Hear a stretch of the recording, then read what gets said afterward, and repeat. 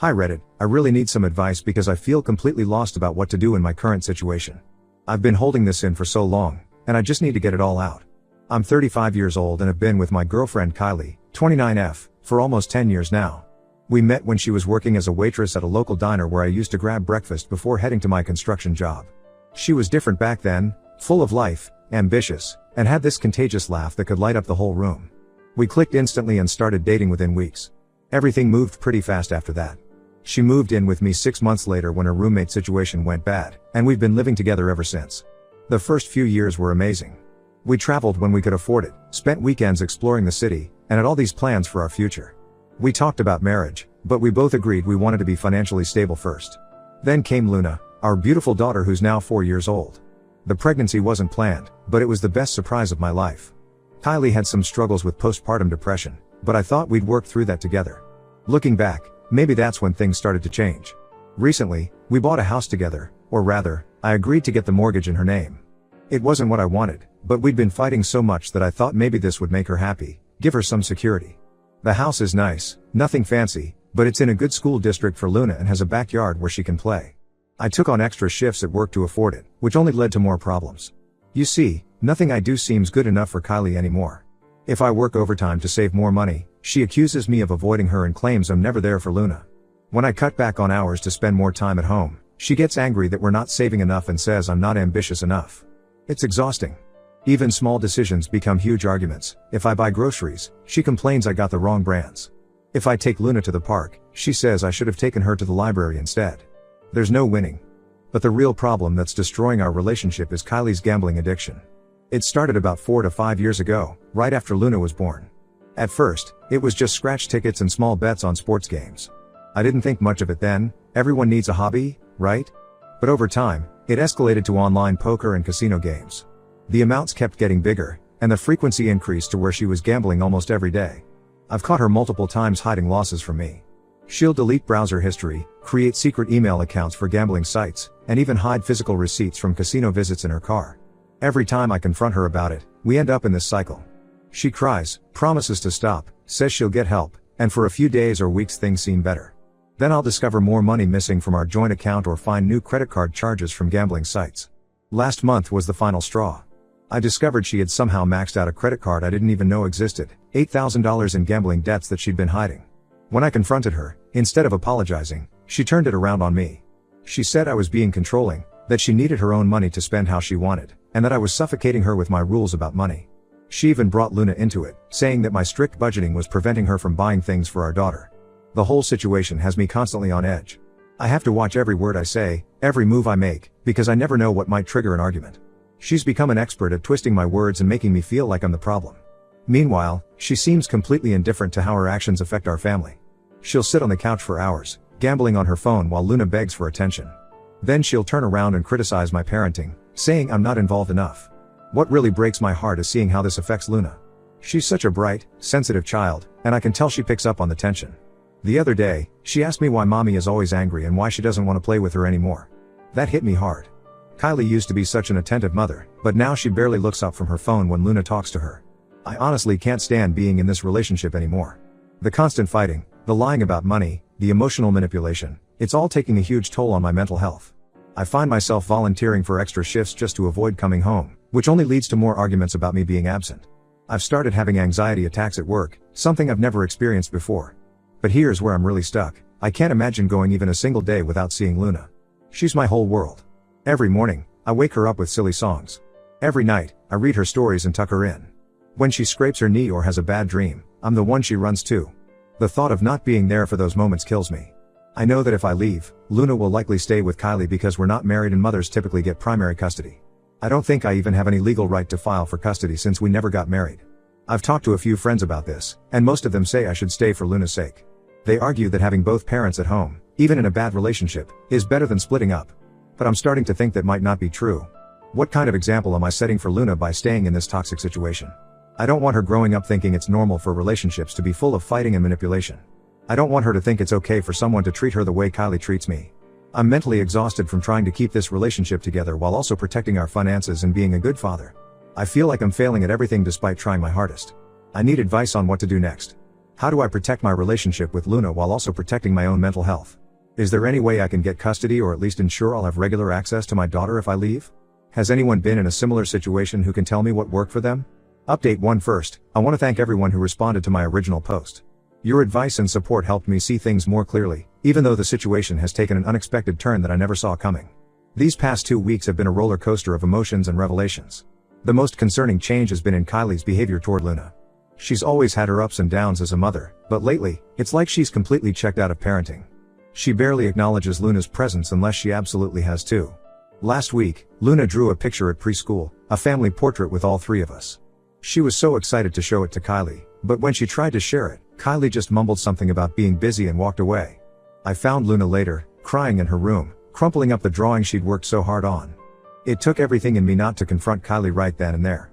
Instead, I spent the evening with Luna, helping her make a new drawing that we hung on the fridge. She smiled again, but I could tell she was hurt.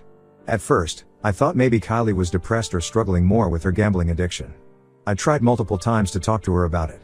I even suggested we could look into getting her help, but she kept brushing me off with excuses about being late for work or having other commitments. That's when I started paying more attention to her work situation. About a month ago, Kylie started working at this upscale restaurant downtown called the Copper Pot. She said the tips were good and it would help us catch up on bills, especially after the gambling debts she'd racked up. The job seemed like a positive step. She was getting out of the house, earning money, and seemed more energetic. But then things started getting weird. Her schedule was all over the place. She'd tell me she was working the lunch shift but wouldn't come home until after midnight. When I'd ask about it, she'd claim they were short-staffed or she had to help with inventory. Other times, she'd say she picked up an extra shift, but when I called the restaurant once to check on her, they said she'd left hours ago. We hired Darcy, 24F, to watch Luna during the times when both Kylie and I were working. Darcy is the younger sister of Kylie's best friend Sarah, and she's been absolutely wonderful with Luna.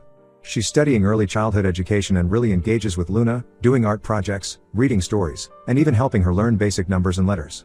Luna adores her, which has been a blessing given how distant Kylie has become. Yesterday, Darcy came to me after Kylie had left for what was supposed to be a morning shift. She looked nervous and kept fidgeting with her phone. Finally, she showed me some text messages she'd accidentally seen on Kylie's phone when it was left unlocked on the counter. The messages were between Kylie and someone named Daniel, who apparently works as a bartender at the Copper Pot. The texts revealed that Kylie hadn't been picking up extra shifts at all. She'd been meeting Daniel during her supposed work hours. Darcy also mentioned overhearing multiple phone conversations between them while she was watching Luna. She said the way they talked seemed very intimate, and she'd heard Kylie laughing in a way I haven't heard in years. What really got to me was that Darcy had seen them together a few times when Kylie was supposed to be at work. She'd taken Luna to the park near the restaurant one afternoon, and spotted Kylie and Daniel having lunch at a cafe across the street. Another time, she saw them walking together at the mall when Kylie had claimed to be covering someone's evening shift. I waited until Luna was asleep that night before confronting Kylie. Her reaction was not what I expected at all. Instead of addressing the Daniel situation or even trying to deny it, she turned the whole thing around on me. She accused me of having an affair with Darcy, claiming that was the real reason I insisted on hiring her as our babysitter. She went on this wild rant about how she'd seen the way Darcy and I interact, how I'm always praising Darcy's way with Luna, and how suspicious it is that I always handle paying Darcy myself. The truth is, I handle the payments because Kylie has a history of gambling away money meant for bills and other expenses. But according to her, this was proof of my supposed relationship with Darcy. The accusation was so absurd it actually made me laugh, which only made Kylie angrier. She started bringing up random incidents as evidence, like the time I helped Darcy jumpstart her car, or how I once bought her lunch as a thank you for staying late with Luna when I got stuck in traffic. Normal, decent things that any employer would do for a reliable babysitter. That conversation was the final straw for me. Looking at Kylie as she threw these wild accusations at me, I realized I didn't even recognize the person she'd become. The house is in her name, so I told her she needs to take responsibility for the mortgage payments from now on. I also made it clear that while I'll always be there for Luna and continue supporting her financially, I can't live with someone who would make up lies about me to cover their own infidelity. The look of shock on her face when she realized I was serious about leaving was almost comical. It was like she never expected me to actually stand up for myself. She tried to backtrack, claiming she was just stressed and didn't mean what she said about Darcy, but I'd already made up my mind. I've started looking for apartments nearby. I want to stay close enough that I can still see Luna regularly and be involved in her daily life. It's not the ideal situation, but I can't keep living in this toxic environment. The hardest part will be explaining to Luna why Daddy won't be living at home anymore, but I truly believe it's better than having her grow up thinking this kind of dysfunction is normal. Update 2: I need to share what happened because I still can't fully process it. Just when I thought things couldn't get more complicated, Everything changed dramatically in a single day. I was at my construction site, working on the second floor of a new building, when my phone started buzzing repeatedly. Usually, I don't answer during work hours unless it's an emergency, but when I saw multiple missed calls from Darcy, my heart sank. When I finally called back, Darcy was almost hysterical. Through her sobs, she managed to tell me that she'd arrived at our house for her regular babysitting shift at 9 a.m., only to find Luna alone. The front door was unlocked, no sign of Kylie anywhere, and Luna was just sitting on the couch in her pajamas watching cartoons. I've never left a job site so fast in my life. My supervisor took one look at my face and just nodded when I said it was a family emergency. The 15-minute drive home felt like hours. When I got there, Luna ran to me like nothing was wrong, telling me about the cartoon she was watching. She said mommy had told her to be good and watch TV until Darcy came. She didn't seem scared or upset. She had no idea that being left alone like that wasn't normal. The kitchen was a mess, with half-empty cereal boxes and milk left out on the counter. Upstairs, Kylie's closet was mostly empty, and her dresser drawers were pulled out with whatever remained scattered across the floor. On the kitchen counter, I found a note scrawled on the back of a gas station receipt. I can't do this anymore. I'm leaving with Daniel. Being a mother isn't what I thought it would be. Don't try to find me. I checked our joint bank account on my phone, completely emptied. She'd taken all $3,800 we had saved. Thankfully, I'd moved most of our savings to a separate account after the gambling incidents, but it still hurt to see she'd taken what little was left. My first call was to CPS. I knew I needed to report this properly to protect Luna and myself. The CPS worker, Mrs. Rodriguez, came to the house that afternoon. She was surprisingly understanding when I explained the whole situation, the gambling, the affair with Daniel, and now the abandonment. Being Luna's biological father and having proof of stable employment and active involvement in her life worked strongly in my favor. After conducting their necessary checks and interviews, including talking to Luna's preschool teachers and our neighbors, they granted me emergency custody. The house situation was a mess at first. Kylie had already missed 2 mortgage payments without telling me, and I was worried we'd lose the house. But surprisingly, this turned out to be a blessing in disguise. Given that Kylie had abandoned both the property and her child, our lawyer was able to work with the bank to transfer the house into a trust with Luna as the beneficiary. She'll inherit it when she turns 18, and until then, I can continue living there with her as her guardian. The bank even worked with us to modify the loan terms to make it more manageable on my single income. The most challenging part was trying to explain the situation to Luna in a way that wouldn't traumatize her. How do you tell a 4-year-old that her mother chose a man she barely knew over her own child? I tried to keep it age appropriate, saying that mommy needed to go away for a while to figure some things out, but that daddy would always be here no matter what. Luna was confused at first, asking if mommy was mad at her, which broke my heart. I made sure she knew none of this was her fault. To my surprise, Luna has adjusted remarkably well to our new routine. Kids really are resilient. She still occasionally asks about her mom, especially at bedtime or when she sees other kids with their mothers at the park, but these moments are becoming less frequent. We've established new routines. I rearranged my work schedule to be home for dinner every night, and we have special daddy-daughter time on weekends. Darcy has been an absolute godsend through all of this. She's not only continued to watch Luna when I'm at work but has also been helping Luna process everything in her own way. She's good at redirecting Luna when she gets sad about her mom, and she's helped maintain a sense of normalcy in Luna's life. Most of Kylie's friends and family have distanced themselves from us, seemingly embarrassed by her actions, but Darcy has stuck by us. The police tried to track Kylie down because technically, what she did was child abandonment, but they haven't had any luck. Apparently, Daniel quit his job at the Copper Pot the same day, and neither of them has been seen since. Part of me hopes they never find them. I don't want Luna to have to deal with the instability of Kylie potentially coming in and out of her life. Update 3. I wasn't planning on posting another update, but something happened recently that I felt I needed to share. It has been 2.5 years of complete silence, that Kylie showed up at our door on a Sunday morning while Luna was at her weekly dance class. The woman standing on our porch was barely recognizable as the Kylie I once knew. Her clothes were worn and mismatched, her hair was unkempt, and she had this desperate, haunted look in her eyes. She'd lost a lot of weight, and her hands wouldn't stop shaking as she stood there. The years clearly hadn't been kind to her. Through tears, she told me her story. Things with Daniel had fallen apart within 6 months. He'd turned out to be just as much of a gambler as she was, and they'd burned through all the money she'd taken from our account in just a few weeks. After Daniel left her for someone else, she'd bounced between different relationships and jobs, never staying in one place for too long. She'd even spent some time living in her car. She said she'd been following our lives through social media. My sister had apparently been accepting her friend requests from various fake accounts she'd created. That's how she knew Luna had started taking dance classes, was doing well in school, and had recently won a ribbon at her first grade science fair. Kylie broke down completely when she saw Luna's school picture on the wall in our living room, saying she couldn't believe how much our little girl had grown. Now she wanted to come back. She claimed she'd changed, that she'd hit rock bottom and realized what was truly important in life. She said she'd been clean from gambling for 6 months and had a steady job as a waitress in a town about an hour away. She begged for another chance to be part of Luna's life. But as I listened to her sob and make promises, all I could think about was that morning 2.5 years ago when she'd left our 4-year-old daughter alone in an unlocked house. I thought about how Luna had cried herself to sleep for weeks, asking what she'd done wrong to make mommy leave. I remembered all the Mother's Day cards Luna had made at school that she couldn't give to anyone, though Darcy always graciously accepted them when Luna offered. I told Kylie about how well Luna was doing now, how she'd made the honor roll, how her dance instructor says she has natural talent, how she's overcome her shyness and made lots of friends at school. I explained that we'd built a stable, happy life, and I wasn't willing to risk disrupting that by letting someone back in who had proven themselves untrustworthy.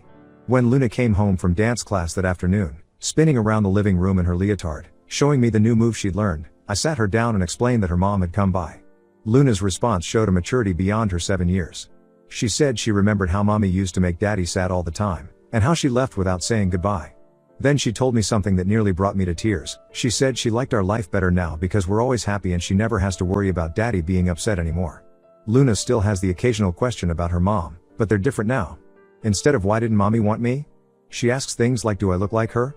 Or was she good at dancing too? I answer these questions honestly but briefly, then we move on to other topics. Sometimes I wonder if I'm being too harsh by keeping Kylie away. But then I remember the peace we've found in our life together, the stability Luna now enjoys, and the trust we've built between us.